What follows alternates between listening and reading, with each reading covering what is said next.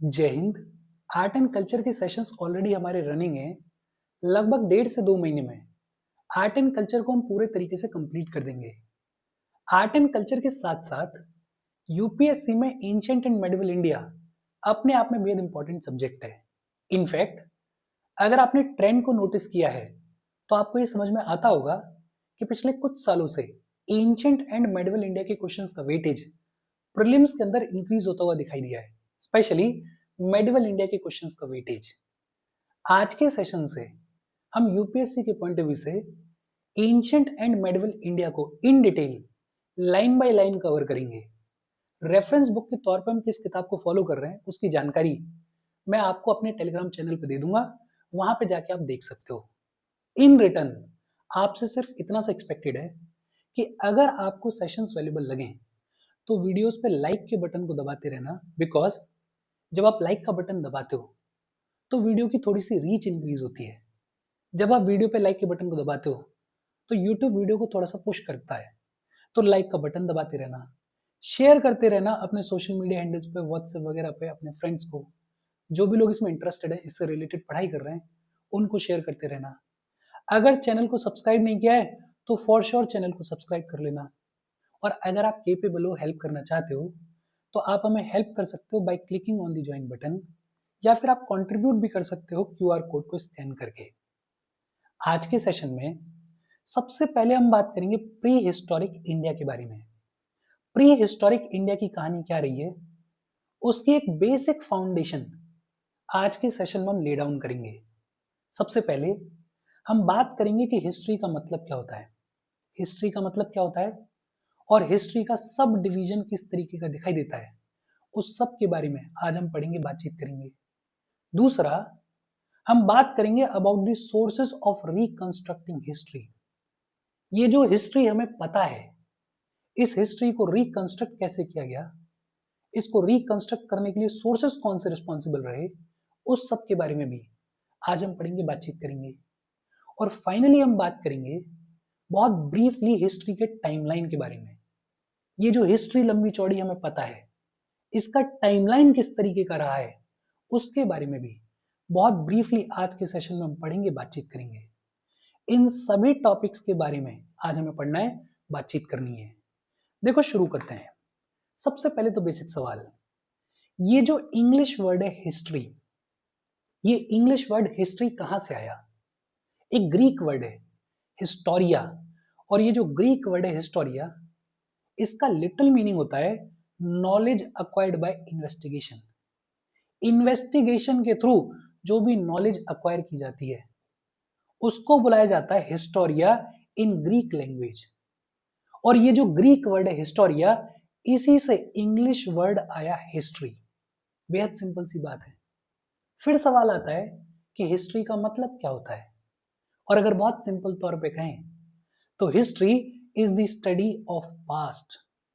ये जो हमारे पीछे इतना लंबा चौड़ा पास्ट है, इस पास्ट के स्टडी को ही क्या कहा जाता है? हिस्ट्री कहा जाता है। बड़ी सिंपल सी चीज है, history is the study of the past.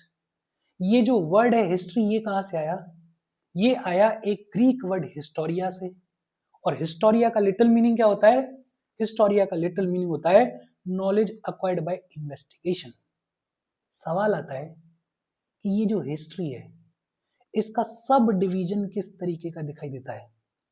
और जब हम बात करते हैं हिस्ट्री के बारे में, तो इन जनरल हिस्ट्री को 3 सेक्शंस में डिवाइड करके देखा जाता है, 3 सब डिविजन्स में डिवाइड करके देखा जाता है। कौन कौन से 3 सब डिविजन्स हैं? सबसे पहला डिवीजन है प्री हिस्ट्री। जो सबसे पहला फेज है हिस्ट्री का, उसको एक तरीके से क्या बुलाया जाता है? प्री हिस्ट्री बुलाया जाता है। दूसरा सब डिवीजन है प्रोटो हिस्ट्री। हिस्ट्री का जो दूसरा सब डिवीजन है उसे क्या बुलाया जाता है? उसे प्रोटो हिस्ट्री बुलाया जाता है। और तीसरा सब डिवीजन है हिस्ट्री का हिस्ट्री। तीसरे सब डिवीजन को सिंपली क्या बुलाया जाता है? हिस्ट्री बुलाया जाता है।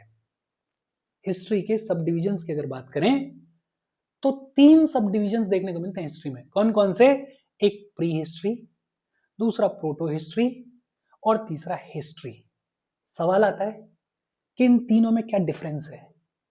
सबसे पहले अगर बात करें प्री हिस्ट्री के बारे में, तो राइटिंग के इन्वेंशन से पहले, ध्यान देना, राइटिंग के इन्वेंशन से पहले जितने भी इवेंट्स अकर हुए उनको रखा जाता है प्री हिस्ट्री की कैटेगरी में। राइटिंग के इन्वेंशन से पहले जितने भी इवेंट्स अकर हुए, जितनी भी हिस्ट्री अकर हुई, उसे रखा जाता है प्री हिस्ट्री की कैटेगरी में। और ये जो प्री हिस्ट्री वाला डिवीजन है, ये आमतौर पे ये यूजुअली 3 स्टोन एजेस को रिप्रेजेंट करता है। इन तीनों स्टोन एजेस के बारे में आगे चलते हुए एक एक करके हम पढ़ेंगे, बातचीत करेंगे, लेकिन फिलहाल के लिए प्री हिस्ट्री वो फेज है जो कि बात करता है राइटिंग के इन्वेंशन से पहले अकर होने वाले इवेंट्स की। और ये जो प्री हिस्ट्री वाला डिवीजन है, इसमें आमतौर पे 3 स्टोन एजेस को रिप्रेजेंट किया जाता है। दूसरा सब डिवीजन है प्रोटो हिस्ट्री। प्रोटो हिस्ट्री के बारे में हम बात करेंगे, लेकिन उससे पहले तीसरा सब डिवीजन है हिस्ट्री। और हिस्ट्री का मतलब क्या है? राइटिंग के इन्वेंशन के बाद, राइटिंग के इन्वेंशन के बाद जितने भी इवेंट्स अकर हुए, जितनी भी हिस्ट्री अकर हुई, उसे आमतौर पे उसे सिंपली क्या बुलाया जाता है? हिस्ट्री बुलाया जाता है। और राइटिंग का इन्वेंशन हो गया है, तो ये जो थर्ड सब डिवीजन है, ये जो हिस्ट्री है, ये बेस्ड है on written and archaeological sources. Written sources के थ्रू, आर्कियोलॉजिकल सोर्सेस के थ्रू जो भी जानकारी मिलती है उसके थ्रू ये जो थर्ड डिवीजन है हिस्ट्री, इसको रिकंस्ट्रक्ट किया गया है। बेहद सिंपल। प्री हिस्ट्री वो वाला फेज है, तब तक राइटिंग का इन्वेंशन नहीं हुआ था, और जब तक राइटिंग का इन्वेंशन नहीं हुआ था उससे पहले जो भी इवेंट्स अकर हो रहे थे उनको रखा गया प्री हिस्ट्री वाली कैटेगरी में। हिस्ट्री वो वाला फेज है जब राइटिंग का इन्वेंशन हो गया था, और इन दोनों के बीच में जो सब डिवीजन लाई करता है उसे बोलते हैं proto history. Proto history is the period between the other two. Pre history और हिस्ट्री के बीच में जो पीरियड लाई करता है, जो डिवीजन लाई करता है हिस्ट्री का, उसको बुलाया जाता है प्रोटो हिस्ट्री। और प्रोटो हिस्ट्री की खास बात क्या है? किसी पर्टिकुलर सिविलाइजेशन की बात करें तो उस पर्टिकुलर सिविलाइजेशन में राइटिंग अभी तक डेवलप नहीं हुई है। किसी पर्टिकुलर सिविलाइजेशन में राइटिंग अभी तक डेवलप नहीं हुई है, लेकिन वो जो पर्टिकुलर सिविलाइजेशन है उसके जो कंटेम्पररी सिविलाइजेशंस हैं, उन कंटेम्पररी सिविलाइजेशंस के जो रिटन रिकॉर्ड्स हैं, उन रिटन रिकॉर्ड्स में वो जो पर्टिकुलर सिविलाइजेशन है उसका मेंशन मिलता है। प्रोटो हिस्ट्री, ध्यान देना, proto history is the period between pre history and history. और खास बात क्या है? कोई पर्टिकुलर सिविलाइजेशन है और उस पर्टिकुलर सिविलाइजेशन में राइटिंग अभी तक डेवलप नहीं हुई है, लेकिन उस पर्टिकुलर सिविलाइजेशन के जो कंटेम्पररी सिविलाइजेशंस हैं उनके जो रिटन रिकॉर्ड्स हैं, उन रिटन रिकॉर्ड्स में उस पर्टिकुलर सिविलाइजेशन का मेंशन मिलता है। फॉर एग्जांपल, अगर हम बात करें हड़प्पन स्क्रिप्ट के बारे में, तो हमारी जो हड़प्पन स्क्रिप्ट है उसको अभी तक हम डिसाइफर नहीं कर पाए। हमें नहीं पता एग्जैक्टली कि उसमें क्या लिखा गया है, लेकिन ये जो हड़प्पन सिविलाइजेशन है इसका मेंशन मेसोपोटामियन राइटिंग्स में देखने को मिलता है। तो हमारा जो हड़प्पन सिविलाइजेशन है वो एक सेंस में इस प्रोटो हिस्ट्री वाले पीरियड में लाई करता है, बिकॉज जो हड़प्पन स्क्रिप्ट है उसको हम डिसाइफर नहीं कर पाए, हमें नहीं पता कि क्या लिखा हुआ है। लेकिन इस हड़प्पन सिविलाइजेशन का जो कंटेम्पररी सिविलाइजेशन है, मेसोपोटामियन सिविलाइजेशन, वहां के जो राइटिंग्स हैं उन राइटिंग्स में हड़प्पन सिविलाइजेशन का भी मेंशन मिलता है।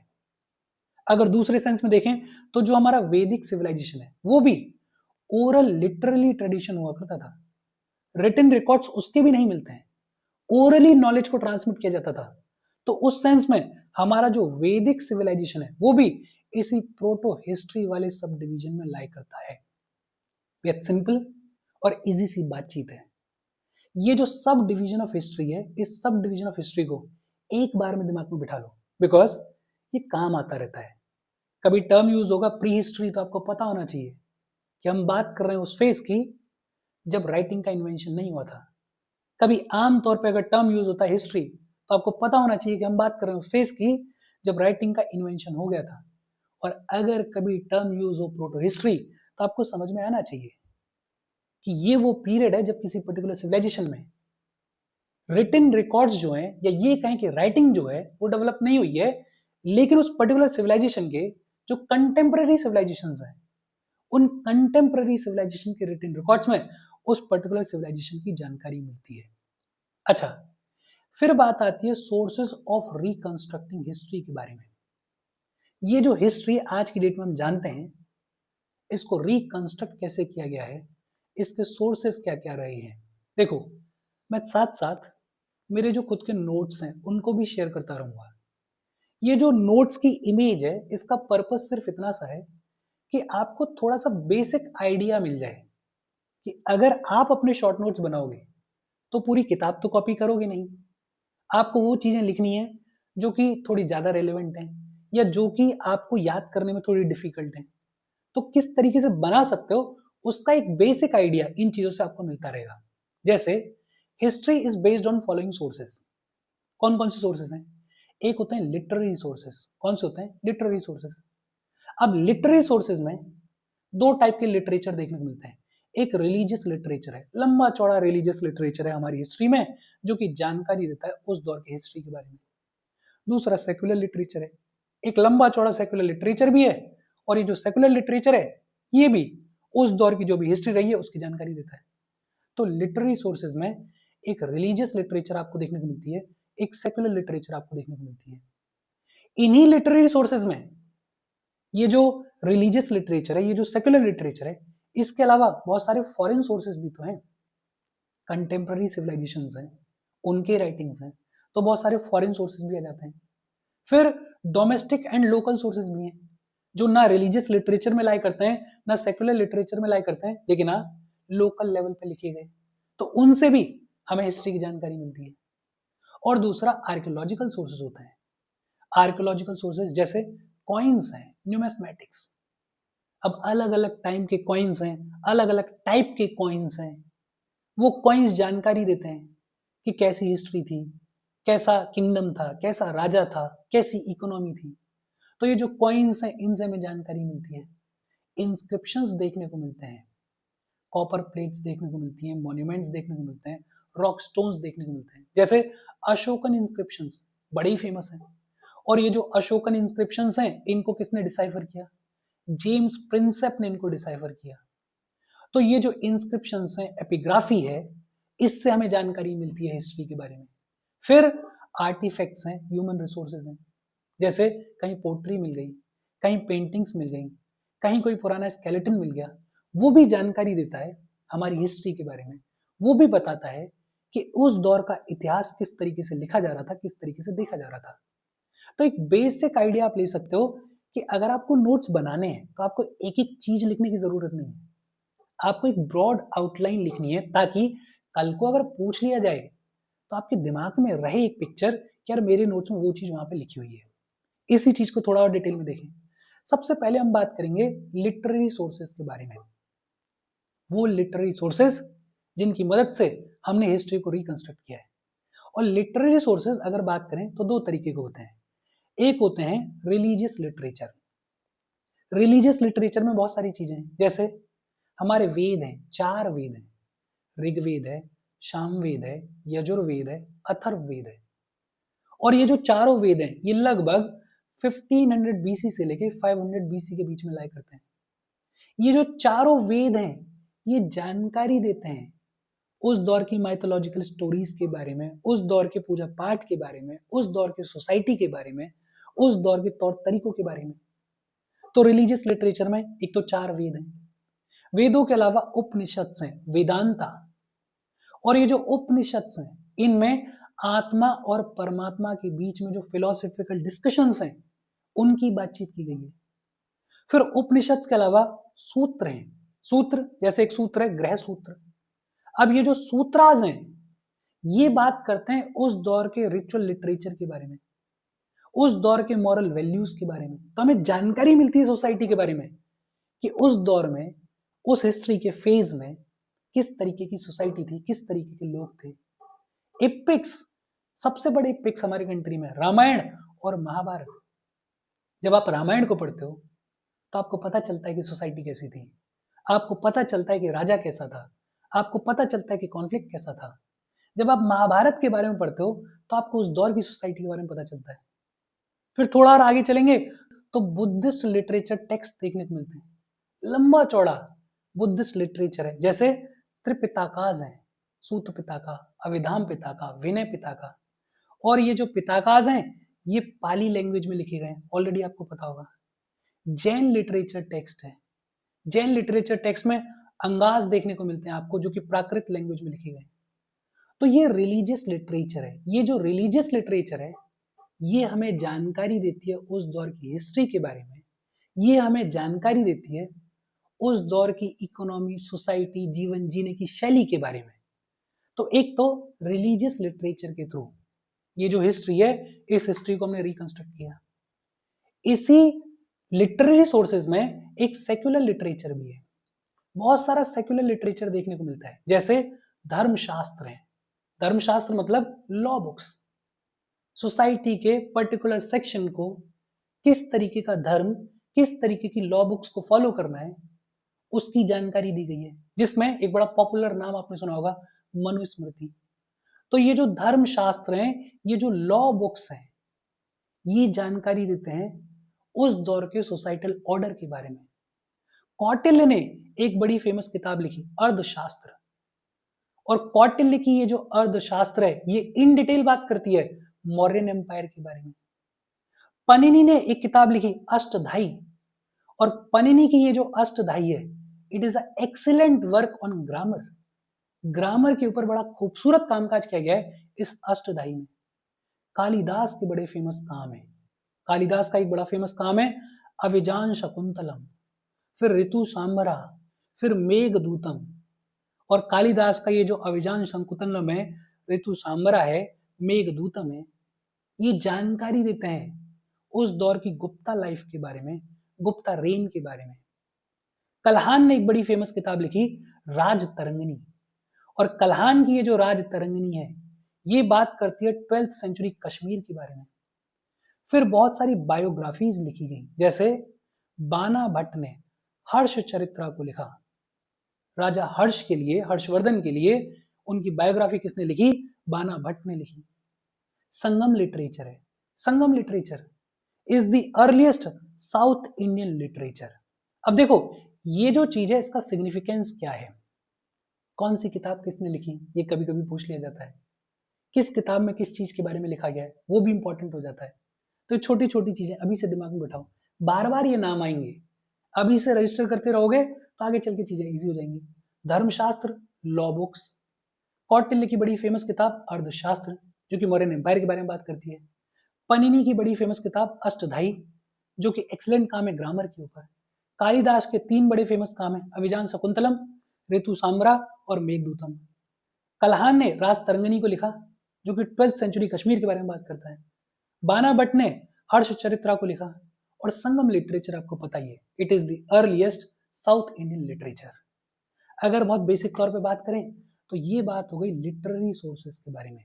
लेकिन लिटरेरी सोर्सेस के अलावा बहुत सारे नॉन लिटरेरी सोर्सेस भी हैं जिनके थ्रू हमने अपनी हिस्ट्री को रिकंस्ट्रक्ट किया है। जैसे इंस्क्रिप्शंस देखने को मिलते हैं, प्रशस्तिस देखने को मिलती हैं। कोई हार्ड सरफेस है जैसे स्टोन है या कोई मेटल है, उसके ऊपर राजा महाराजा लोग अपनी चीजों को लिखवाया करते थे। और वो जो राइटिंग्स हैं उनको हमने डिसाइफर किया, स्टडी किया, उन इंस्क्रिप्शंस के थ्रू अब हमें जानकारी मिलती है। जैसे अशोका ने बहुत सारे इंस्क्रिप्शंस तैयार करवाए और अशोका की जो स्टेट पॉलिसी है, धम्म पॉलिसी, बैरिगोश पॉलिसी, उन सब के बारे में जानकारी अशोका के इंस्क्रिप्शन से मिलती है। सतवानाज ने लैंड ग्रांट्स दिए थे और ये जो लैंड ग्रांट्स दिए थे सतवाना किंग्स ने, उनके भी इंस्क्रिप्शंस देखने को मिलते हैं। तो अलग अलग जगह पे ऐसे बहुत सारे इंस्क्रिप्शंस, ऐसे बहुत सारे प्रशस्तिस देखने को मिलते हैं जिनसे हमें जानकारी मिलती है उस दौर के हिस्ट्री के बारे में। कॉइन्स बड़ा इंपॉर्टेंट रोल प्ले करते हैं। अर्लीस्ट कॉइन्स हमने ऑलरेडी पढ़ा हुआ है, पंच मार्क्ड कॉइन्स, और ये जो पंच मार्क कॉइन्स हैं इनके ऊपर सर्टेन सिंबल्स देखने को मिलते हैं। अब किसी कॉइन के ऊपर कोई पर्टिकुलर सिंबल है तो वो इंपॉर्टेंस दिखाता है उस सिंबल की, जो चीज उस कॉइन के ऊपर डाली जा रही है उसकी इंपॉर्टेंस दिखाता है, बताता है कि सोसाइटी किस डायरेक्शन में जा रही है। ये जो कॉइन्स देखने को मिलते थे ये सिल्वर के, कॉपर के बने हुए होते थे। इंडो ग्रीक्स पहले लोग थे जिन्होंने गोल्ड कॉइन्स के ऊपर नेम्स को और रूलर्स की इमेजेस को इंट्रोड्यूस किया। गोल्ड कॉइन्स को लेकर कौन आया? इंडो ग्रीक्स लेकर आए, और इन गोल्ड कॉइन्स के ऊपर राजा महाराजा का नाम, इमेज देखने को मिलती है। ये क्या दिखा रहा है कि जो रूलर है उसकी इंपॉर्टेंस बढ़ रही है। तो कॉइन्स बड़ा इंपॉर्टेंट सोर्स रहे हैं हिस्ट्री को रिकंस्ट्रक्ट करने में। Archaeology one of the most important source. Harappan period के बारे में हमें जितनी जानकारी है वो ज्यादातर एक्सकेवेशंस के ऊपर ही है। हमने साइट्स को एक्सकेवेट किया है, स्टडी किया है, और उसके बाद हमें पता चला है कि भाई यहाँ पे ये डॉल मिलती थी, यहाँ पे ये इमेज मिलती थी, यहाँ पे ये कल्चर चलता था, यहाँ पे ये पोर्ट हुआ करता था, यहाँ पे ग्रेनीज हुआ करती थी। तो आर्कियोलॉजी, साउथ इंडिया में ग्रेव्स देखने को मिलती हैं जिनको मेगालिथ्स बुलाया जाता है, और ये जो ग्रेव्स हैं साउथ इंडिया की मेगालिथ्स, ये अपने आप में बड़ा इंपॉर्टेंट सोर्स है हिस्ट्री का। ये अपने आप में बड़ा इंपॉर्टेंट सोर्स है उस हिस्ट्री को रिकंस्ट्रक्ट करने के लिए। और फिर फॉरेन ट्रेवलर्स के बहुत सारे अकाउंट्स देखने को मिलते हैं, जैसे मेगास्थनीज का नाम आपने सुना ही होगा, और मेगास्थनीज ने एक बड़ी फेमस किताब लिखी इंडिका, और ये जो इंडिका नाम की किताब है मेगास्थनीज की, इसमें डिटेल में बात की गई है मौर्यन सोसाइटी के बारे में, मौर्यन एडमिनिस्ट्रेशन के बारे में। तो मौर्यन एम्पायर की सोसाइटी, मौर्यन एम्पायर का एडमिनिस्ट्रेशन, उसकी जानकारी हमें मेगास्थनीज की किताब इंडिका से मिलती है। फिर एक बड़ी फेमस किताब है पेरिप्लस ऑफ इरेथेरियन सी, और पोर्टलेमी की ज्योग्राफी है। इन दोनों किताबों के बारे में कई बार हमने ऑलरेडी पढ़ा हुआ है। इन दोनों किताबों में जो इंपॉर्टेंट इंडियन पोर्ट्स रहे हैं और जो इंपॉर्टेंट इंडियन कमोडिटीज रही हैं जिनका ट्रेड हुआ है between Roman empire and India, उनकी जानकारी देखने को मिलती है। एक बड़े फेमस बुद्धिस्ट ट्रेवलर आए फाहियान, और फाहियान इंडिया कब आएंगे? 500 सी में, और फाहियान ने इन डिटेल बात की है about the age of Guptas. ये जो गुप्तास की एज को गोल्डन एज बुलाया जाता है, उसका एक रेफरेंस फाहियान के ट्रेवल अकाउंट से आता है।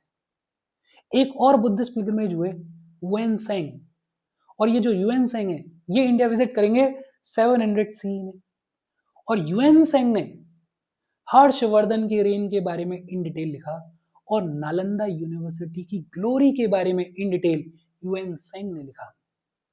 छोटी छोटी चीजें देखने में ऐसा लगता है कि ये सब हमने सुना हुआ है, लेकिन यही छोटी छोटी चीजों से क्वेश्चंस बनते हैं। एक बार फिर से देख लेते हैं, मोटा मोटा देख लेते हैं। देखो ये तो हमें समझ में आ गया, sub division of history revise भी कर लिया।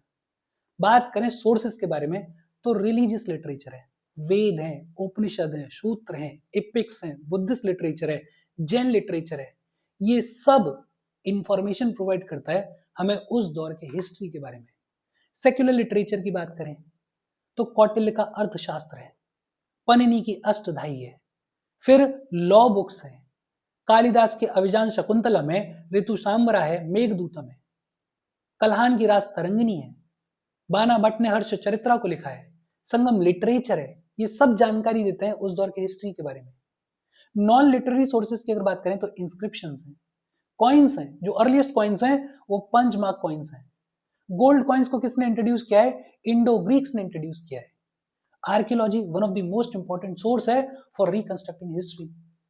मेगास्थनीज ने एक बड़ी फेमस किताब लिखी इंडिका, जो कि बात करती है मॉडर्न सोसाइटी के बारे में, एडमिनिस्ट्रेशन के बारे में।